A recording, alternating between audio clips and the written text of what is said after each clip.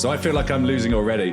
Because I've got, I can't even do this because now I've got coffee, so I'm just insane. Man, you're giving that poor editor no time between the clap and you starting. Those are the start.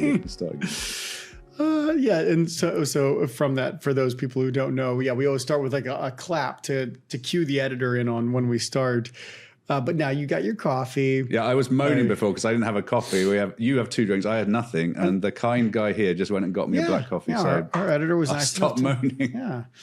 Yes, I do have my normal Monster drink, and then I grabbed a protein drink. What even is that? And I can't tell if any of these things are good. It's just like whey isolate drink sort of stuff. So I think it's fine, but it's. I have heard of those. To be fair, I've never tried one, but is it palatable? Is it all right? I wouldn't say it's palatable. Okay. No, but it's. I have training. I have Muay Thai right after this, and I didn't want to eat before this or after this, just so I didn't want to walk in there with like a somewhat full stomach. I prefer training on empty stomach. Anyway, okay, we were going to start with estimations. Sure. How to do estimations in the world of AI? No, just regular estimations. Just digital generally, but it kind of works for other things as well. So you have a challenge at the moment. You've got a big challenge you need to break down, lots of moving parts, and it does sound like lots of moving parts. So we are in the middle of pitching just a lot of banks. And as with most things in the Middle East, people want to move very quickly. And I found that a lot of the features, when I talk to other people in the company, it's taken them 6, 9, 12 months to develop these features. Some of these features have up to 400, 500, 600 screens associated with them. Yeah. And I'm trying to figure, how do I get this level of work down to 3 months? And I think there are possible ways of doing this, but that's how we started before we went on the air, about how do I estimate this? How do I build out this type of solution? But yeah, where do you want to take it at? I mean, I can talk through how I do estimation. I mean, for a very long time, I've been the go-to guy to do estimates across things. And I think it's like a muscle. You train it and it becomes sort of second nature. So I've got my ways of doing things. They've evolved a little bit over the years. I mean, 20 odd years I've been doing this, but they're pretty much the same thing.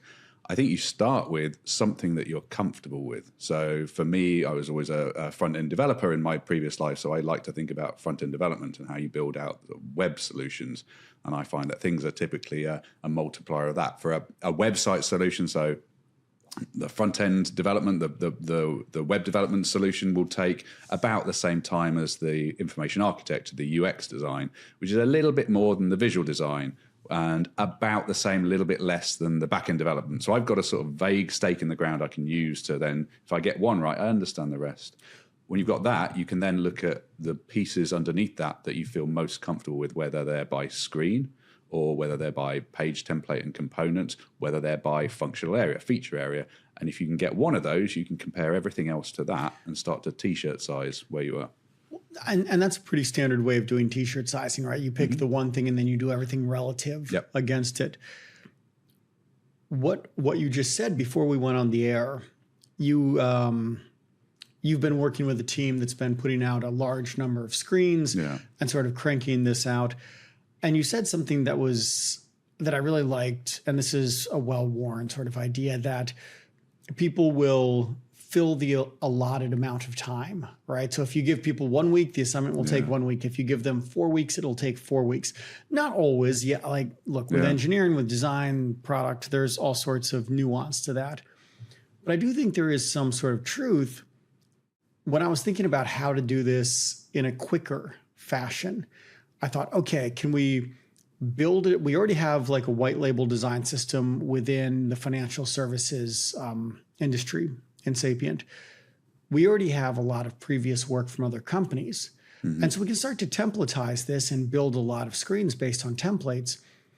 And what I found when I've talked to designers about that is all of a sudden they're like, oh, but is our job just making templates then? Which is a fair comment. And then I usually have a few answers to that. Number one, if you're in banking, you usually do want to use pretty common flows and journeys. You don't want to all of a sudden be trying to get innovative with people's money and do some sort of unique design, right? So you want everything sort of applied, or you want a standard set of heuristics applied and all of this. And I think it's okay to actually walk in with the same flows pretty much across banks. And as you do this, you get better and better and better. So you find, let's say you have 10 different flows. Within 2 of those, you're looking at how am I making this a little bit better, right? I see areas that I can build on. And within those 10 flows, you're also seeing things like, what are the 2 moments or the 3 moments that I can really make stand out, the signature experiences? So 80% of it is stock, 20% is where you apply your brain, right? So that 80% hopefully is taking 20% of your time because it's stock, and actually 80% of your time is going towards thinking, how do I improve a couple journeys and how do I create great signature experiences? Yeah. There's a few ways we can go with this. Let's see where ramble and see where we end up. And this is good because I need this because I have to do all the estimations and proposal over the weekend. So this is a great way to use this time.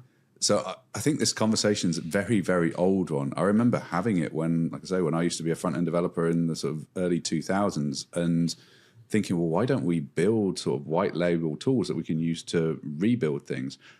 I think part of the challenge to that is that the companies that are doing this custom building, they're not product companies. And whilst you have an interesting situation with Sapiens at the moment starting to play in this area, I think typically the effort involved in creating a product like this and maintaining it is not something that service companies are typically set up to do.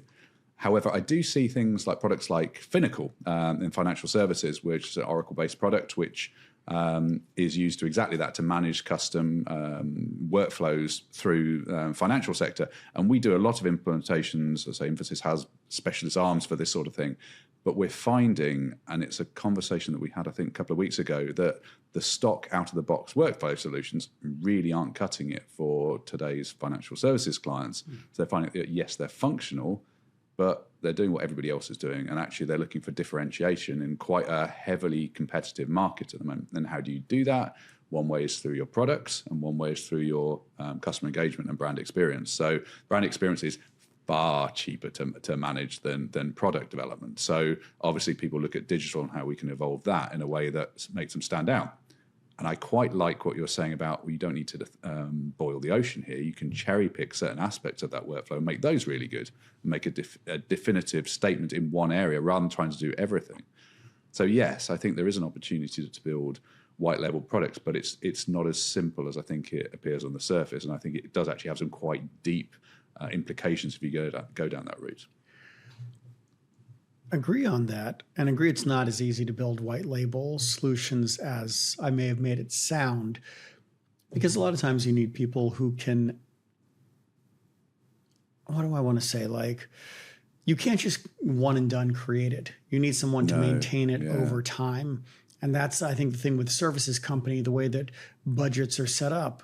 At the end of a project, yes, people will let you spend 2 weeks doing that white label, but then you may not use it for 6 months. You have to go back and adjust it.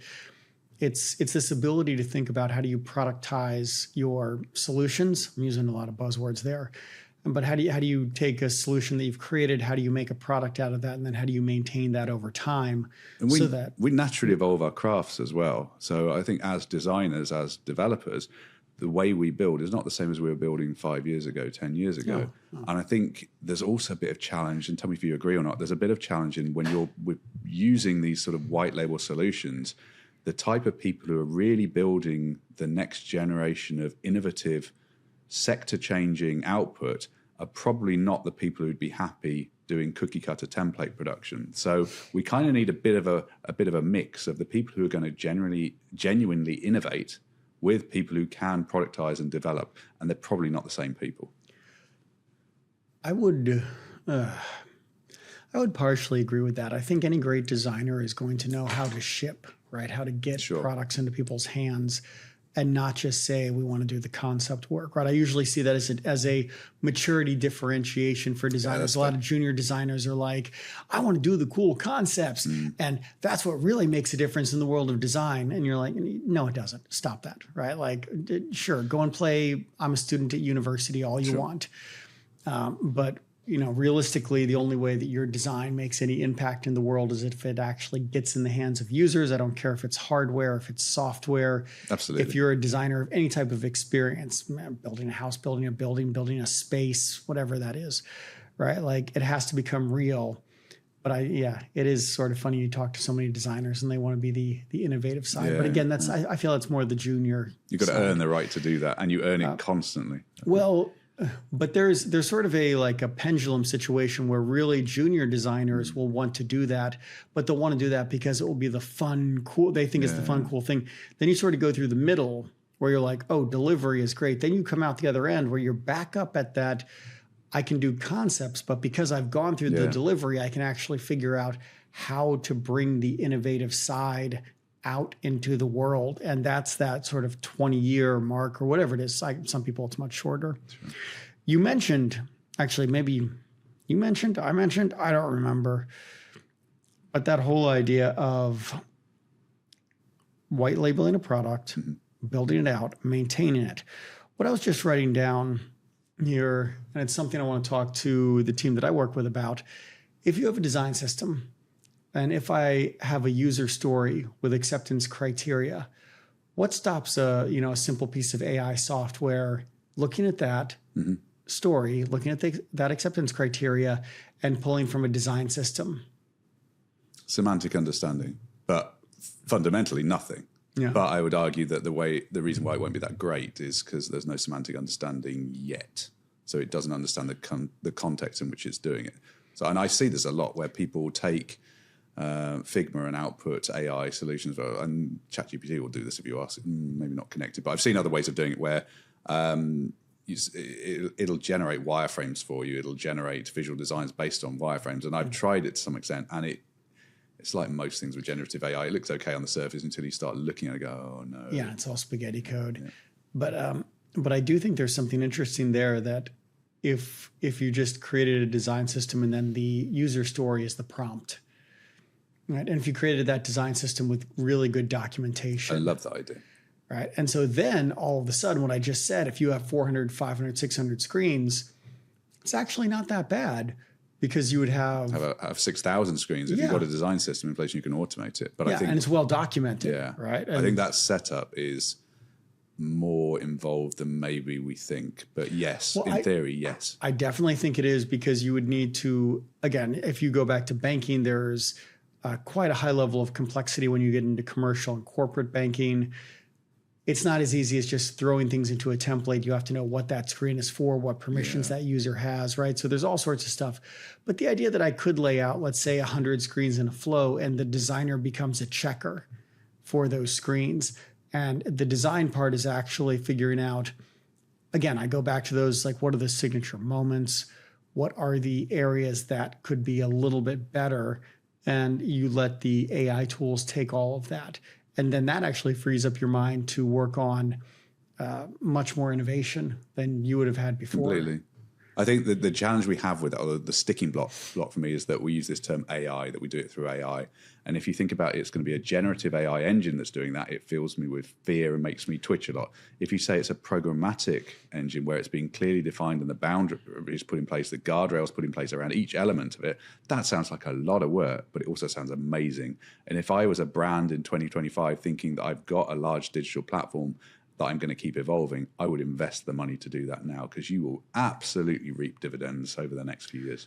All it is like a set of components in Figma, and you just drag and drop into a template. But yes, it's not really, you could do it without AI in terms of LLMs. It is just, a set of if-else statements or something like that in code. But I could see it going quite deep. So I think the Figma component assembly is part of it, but I think you want the rules around understanding your users, the type of users you've got, the type of context that they're sitting in. So are they sitting on a laptop? Are they on a mobile? Are they running through the tube? Are they maybe not running through the tube, but are they running through the city? Are they sitting on a tube? Are they sitting at home on the sofa? What's their context? What's the time of day that they're looking to interact? What's the time of month? Are they in payroll season? Are they looking at their year-end results? Understanding that, putting rules around the interface that they're likely to interact with based on time, where, when, who they are, and the role that they're playing.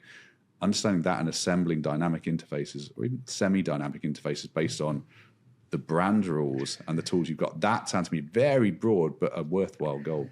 You said the key word, dynamic interfaces. Like, I wish I had one of those like alarm bells to ring or something like that. Did we talk about ChatGPT Chat Kit last week? I don't think so. No, I don't think so. No. So actually, everything that I'm describing is sort of ChatGPT Chat Kit. It does have a very simple. Okay, let me back up. Actually, if people don't know what that is, a couple weeks ago, OpenAI did their OpenAI. I can't remember what it was, Dev Day or something, some keynote. And they introduced that you could start building applications within ChatGPT. Yeah. In order to do this, they have a set of dev tools, and part of that is called ChatKit. Yeah. And that's all the design components that you can then build. It's only about, 20 or 30. It's a really simple set, which is actually sort of nice. It forces you to think, what are the interactions I really need to do? To your point, right? I need to play with it. I haven't tried it yet. It's really interesting because it begs a lot of questions. Number one, what does your brand mean when everything is sort of forced through the same experience? All right, how do you tell your brand story or anything like that? Does differentiation of experience on a digital device mean that much? Or is it about getting the task done? Yeah, okay. Because if you only have a limited number of set of components and everybody is using the same components, right, you're starting to get to where all experiences are sort of this commodity.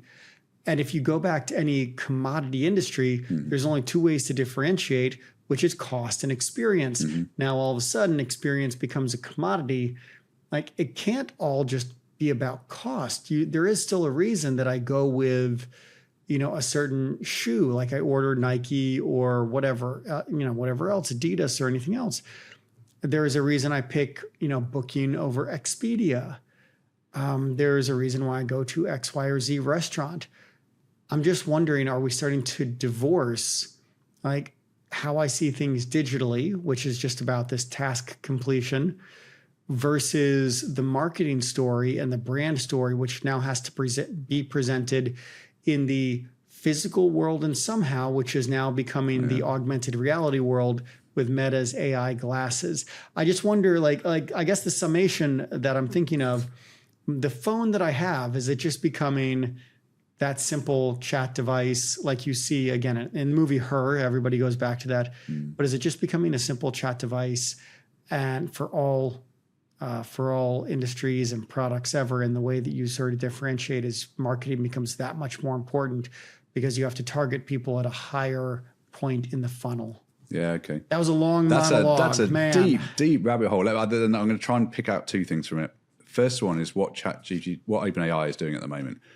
I think it's very interesting and it's really exciting. It's really scary, to be honest, because what they're doing is a very aggressive play to change from being a tool that you use into a platform in a way that Google and Amazon and even Facebook have not managed before. They've still, however you cut it, they've been tools sitting within a wider ecosystem. But with what ChatGPT is doing, with what OpenAI is doing, they're putting their arms around the whole thing and say, you don't need to go anywhere else. You just stay on us. I'm going to interrupt you for a second because I want to throw one more thing into your thinking. I give a keynote on where experience is going in the future. And one of the slides talks about how ChatGPT is your new operating system. Yes. And yes, they are making the Windows play. Yes. That everything is there. So take that over from now. No, I mean, but that's the point. I think can they do it? I think, right, I'm thinking as I'm talking, but I think there is opportunity to do it, but I don't think the product is interesting enough to drive it. I think the reality is that OpenAI's interface is still quite limited by design, but I think people crave an entertainment and an engagement and a delight that you don't get within ChatGPT. So unless that tool sat on their platform evolves significantly, I think people will always look outside of that to get that kick. Okay, so then that brings up two things. Number one, is it an operating system that everything lives within, like Windows or Android, or is it the top level where everybody starts and then you kick out to other digital experiences that represent that company, that product, that brand better? What you just said, limited by design. So if they're limited by design, are we just saying classically, this is the new Google search. There's a new set of rules. It's a limited operating system type of model, and then it kicks you out to Amazon's whatever website. Sort of. Right. Sort of. They have the marketplace where third parties come on. But yeah, that's like I would assume OpenAI wants to become Windows, right? They want to have everything inside that because that's where the revenue is. That's where you control everything. That's where you start to build everything. If nobody needs to leave OpenAI's products or OpenAI's ecosystem, they control the complete flow of money for buying products and services at that point, right? Do I need to leave it to watch Netflix, for example? Or can I watch Netflix there? And while I'm watching Netflix, I can, see something in Netflix. ChatGPT is going to recognize the product. I like it. And then it's going to kick me right over. It's not going to kick me out. It's going to, while I'm there in the same environment, show me that product for sale. Yeah. Like, do you use Amazon Video, by the way? Yes, a lot. I never noticed this. I just started using this, and they call out the actors. Yes, it's one of the best features. I thought that was the coolest thing I've seen. And I keep looking to do it on Netflix, and I don't think it's there on Netflix, which drives me crazy. I'm like, what? Not. Oh, that's an Amazon thing. But I love that because I start to think. Yeah, it's great added value. Well, I don't know if this is really cool or really scary, but now imagine that you have product placement in movies. Now, when I was like, you have product placement in movies. Now, if I did everything in one environment, I could sell you that product right from that point, right from that scene. Yes. Yes.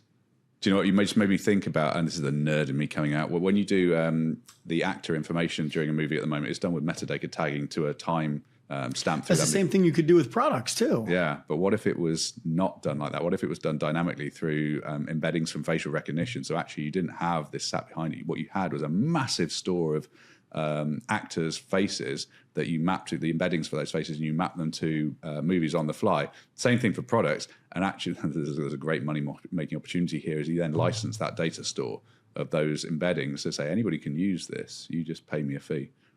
Someone out there is going to make a lot of money from that. Well, that gets to how you control IP over faces, and then you can license that. So the whole thing that Sora 2 has got involved in, where it's using people's likenesses, right? Yes. Like famous people, right? And the classic is Darth Vader, which not a real person, but you get the idea.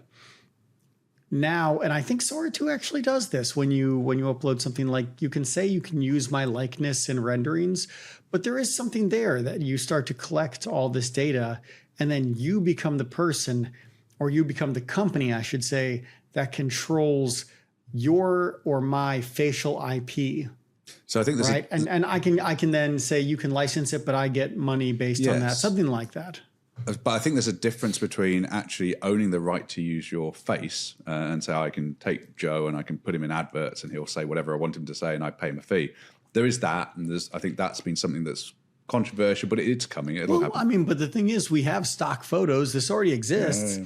It's just much more of a dynamic way of doing it. Yes, but I think there's the other side, which is that I have a machine which can recognize Joe. I have no right to his image to use it, but I can tell you that it's Joe in that scene, in that movie, in that advert, dynamically, in that embedding store. Because you're in the public domain, I would argue that, well, anyone has the right to do this. This is just about a technology solution to apply. Well, you're saying what everybody wants out of the Meta glasses. Yes. That I can just look at somebody and be like, oh, who are you? Or especially... When did you last buy from me? Tell me about your wife and kids. So when I talk to you, I feel like I've got emotional engagement. It's funny. I thought about it very, personally from my view. Like I walk around, I go to all these different offices in Sapient. I will meet people. One time 2 years ago, I will forget them, but they will be better at their memory, so they'll remember me when I come back. That's a terrible situation. It really is, and I feel so bad. And I just want it for that. But what you said, yeah, of course, like from a retailer, from a store link it to a CRM, whether you're trying to sell at a corporate level or an individual level. I mean, that's the grail. But then here's another rabbit hole. Do we get to a point where all of our interactions become fake and shallow and everybody knows everybody's doing this? So you start to distance yourself from interaction because there is a surface level where everybody knows everything about everybody. So actually your relationships, then do they become protective? Do they become the deep ones are harder to engage with? That's interesting. So yeah, you start to divide. It's getting a bit dystopian, this conversation. I on the way over, I was listening to, what was it? Big Technology podcast. Okay. And one of the things they brought up was OpenAI's now, I don't know if it was a press release or what, but like they're allowing ChatGPT to be spicy, right? God. So what you just said about every like relationship, is it going to be surface level? Yeah. Well, now that's a whole different rabbit hole of I can more easily have relationships with AI, and that is much easier now, right? It says like everything there. I think that's where you start to retreat. I don't think it's what you, well, there's part of what you said I think is true, which is how do you develop better bonds? Real bonds. But real bonds. Yeah. Real bonds are hard to develop, especially as you become an adult. It takes a lot more time, or at least I feel. And if you have something that is easier to develop a bond with, at least for you, right, for one person, will that cause me to not bond with other humans in the meat space? Let's say I will bond with digital individuals, and it pushes us further and further into isolation because it is easier to interact with AI, because AI, like, or at least right now, wants to please you, right? It like it's run by a company. That company wants your money and your attention, so it's not going to have, real feelings in the way that another person would, where they get maybe annoyed with you, or they, you get in a fight and they stop talking to you, right? And you're then upset by that. Now everything's much easier, so it makes all of those real life moments so much harder. And you just continue to retreat into the digital ones. So yes, but I think there's a great link to the quote in The Matrix, I think, and I'll misquote this, but where the first world they created was perfect for humans, and people didn't engage with it, so they had to create a world with problems. I'd say there's a kind of an allusion to that, where you say actually our relationships, our bonds and our connections are there because we've worked through things. We've had an argument and we've got through it, and we've engaged on a deeper level as a result. When you've got ChatGPT talk to you and it mirrors you and it agrees with you and it tells you had a great question, what a great job you're doing, you don't engage in any meaningful level. But you can dial that up and down. Yeah. You can adjust that. And I also think that you and I are older, so we might appreciate that ability of friction causes more connection. Right? I think for younger generations, they may not have that same sense or same feeling because they didn't have the analog world like we did and then moved to the digital world. So I think we're talking from our perspective.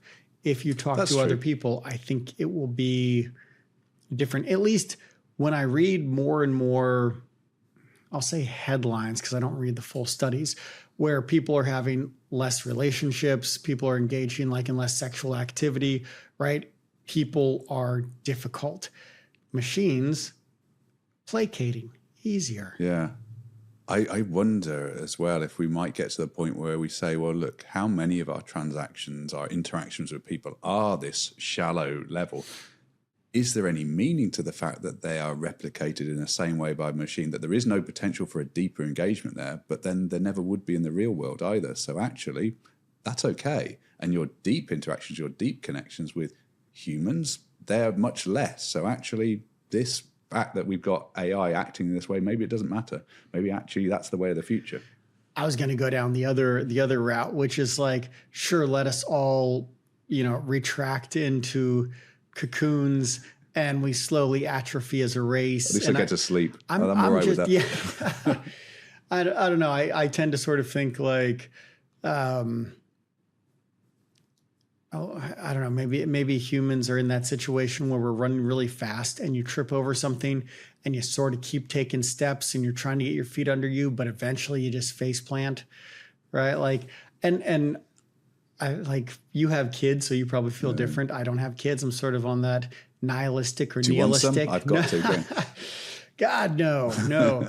But that nihilistic or nihilistic, depending on how you pronounce it, track of is it bad if we just sort of drive ourselves into the ground? I think it is. But you know what? I have these moments of awakening now and again, and I had one today actually, because I think the more we use AI like this, and particularly when we use it as a replacement for our memory, which is what we're talking about, that CRM engagement, when we've got the ability to look somebody and our meta glasses tell us this is who they are, this is what we spoke about last time, there's our history with them. So we basically subcontract our memory to a machine, and we use that as a database, which is amazing, empowering, and terrifying all at once.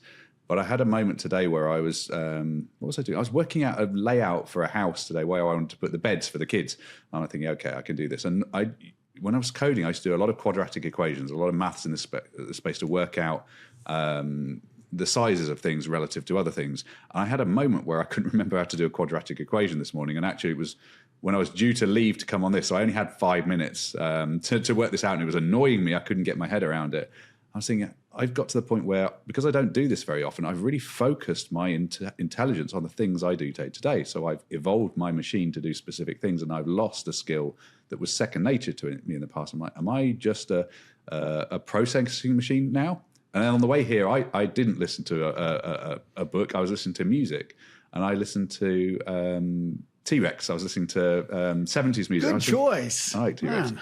And it started to make me think, well, there's some songs here that I really like, but they engaged me with other songs. And I was listening to Telegram Sam, which I love, but I also used to love the Bauhaus version of that. And Bauhaus is my sort of grounding moment from when I was growing up. So when I put that version on, it immediately emotionally connects me to a time when I was about 20, 21, and takes me back to that. There's a sense of mind, a state of being that connects me to that music. And I start to realize I love 70s music because I understand where the 80s music I listened to came from. And there's that human, deep emotional connection there that makes me think, yeah, you're not a mechanical machine linked to AI. You're actually a very biological entity that has a very different way of operating. We can sometimes forget that, but it's very easy to pull us back to it.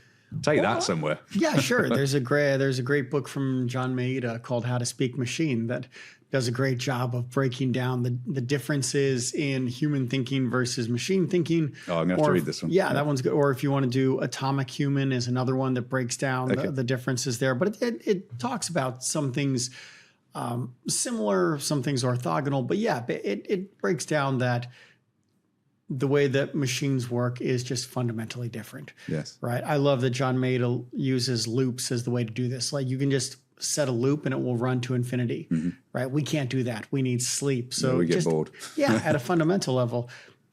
That's a great link to what we were talking about earlier about productizing design. And so we can't set humans on loop to just churn out template after template because they'll go mad. Yeah, and that's what I see. And when designers come to me and they're like, "Am all I'm supposed to do is churn out templates?" Well, no, but that is something that AI will come and automate. Mm-hmm. And there may be a bridge sector where for a couple of years, we may need to be sort of churning things out. You mentioned that idea of outsourcing memory to a machine. What I started thinking, I remember something, I don't remember where the quote came from, but it was like, I don't spend my time necessarily memorizing facts that I can look in a book. Right. I look for.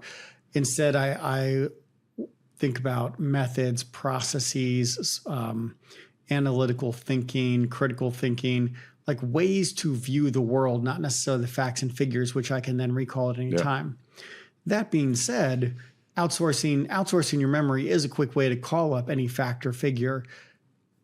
However, I just wonder if we'll also limit our ability to think about process and methods and critical thinking, because when we can have any fact on tap, it almost diminishes that ability really to think deeply. If I can just ask something and I get a result, and so we start to just sort of, dumb down ourselves by mistake. It's the same way that our attention span is going down. And that's a very research paper after research paper are like, this is a severe problem, that attention span goes down, and then knowledge will go down when I can just recall any fact. I'd even argue that it's not necessarily dumbing down. It's more about focusing, that we make decisions and choices based on the knowledge that we have in our heads.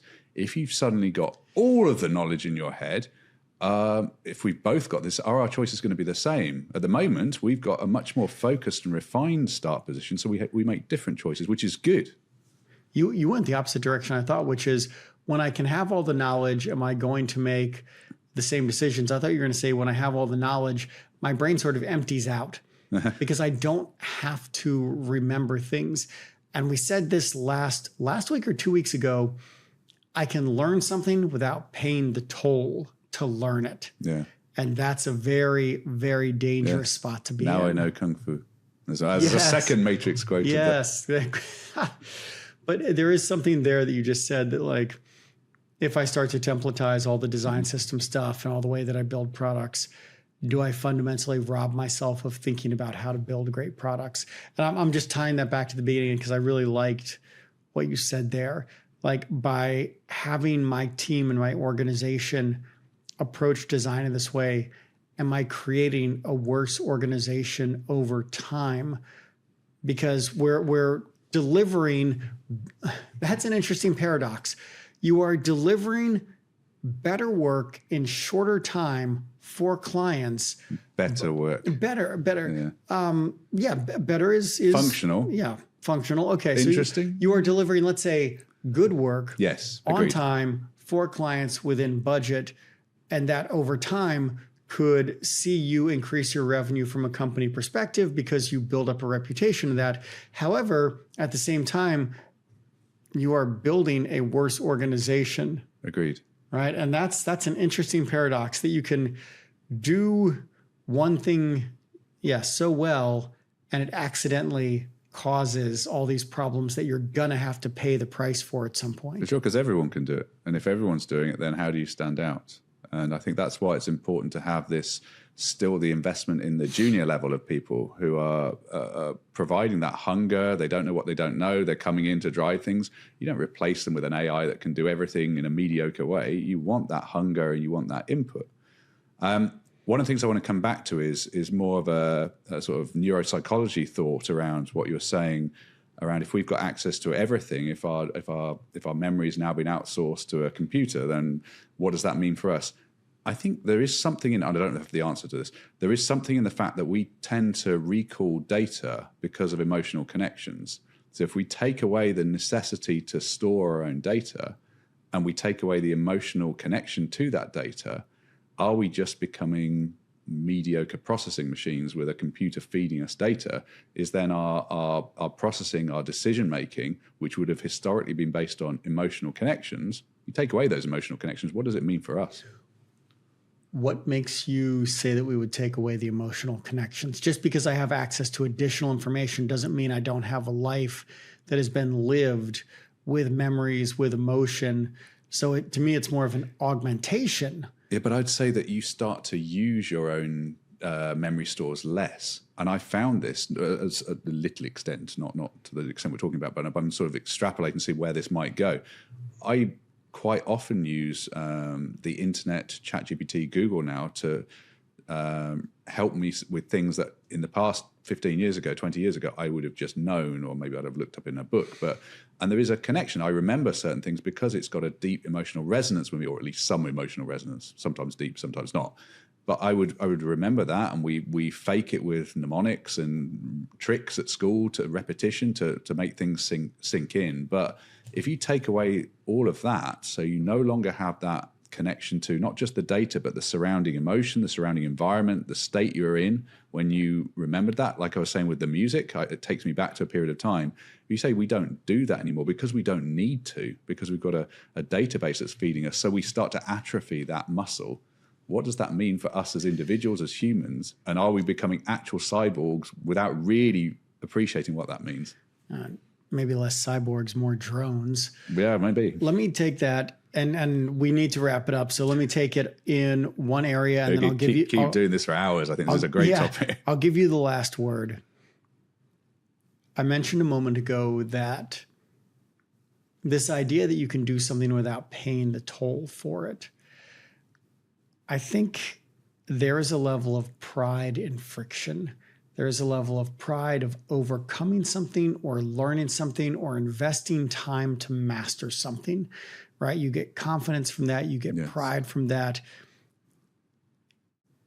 all those things from learning a skill, if I no longer have to learn a certain set of skills, does that rob me of that ability to be confident in something or to have pride in something? Does it steal a fundamental need as a person, as a human, that if I have everything, all sort of knowledge and ability at my fingertips, does it rob just that ability for me to say, actually, learning something, learning that skill is something that has built me to the person I am, and I'm happy with that?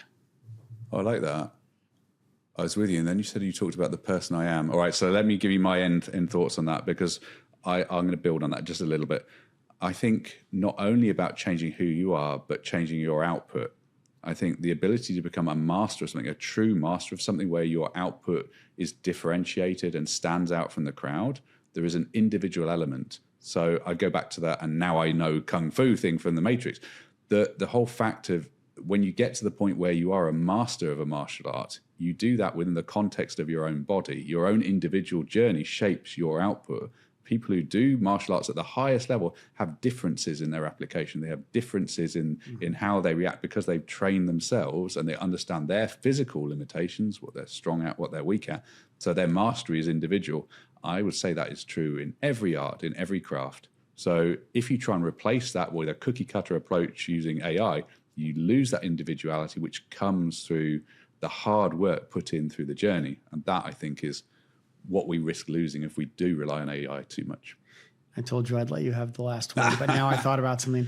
It comes back to what I said with this sort of maturity curve, that like with a martial art, you start out with this sort of like flailing around, and there's always this classic thing that it's like nothing's more dangerous than a person with little knowledge. So it's like the person who's been doing karate for 6 months is just like, moronic because they think they know something. That's me and BJJ white belt. And then you get down to like 5 years or 8 years and you realize how little you know. And you want to focus on learning all of these factors. And then you come up to where you've been doing it for 20 or 30 years. And then you can actually truly innovate. I guess sort of it's like a PhD in a way. You've contributed something new to human knowledge because you have such a deep understanding of all the rest of it. But you took all of that time and all of that information to produce something new. That's nice. I like that. All right. We'll end on that. Dunbar, I'll see you next week. Sounds good. See you then.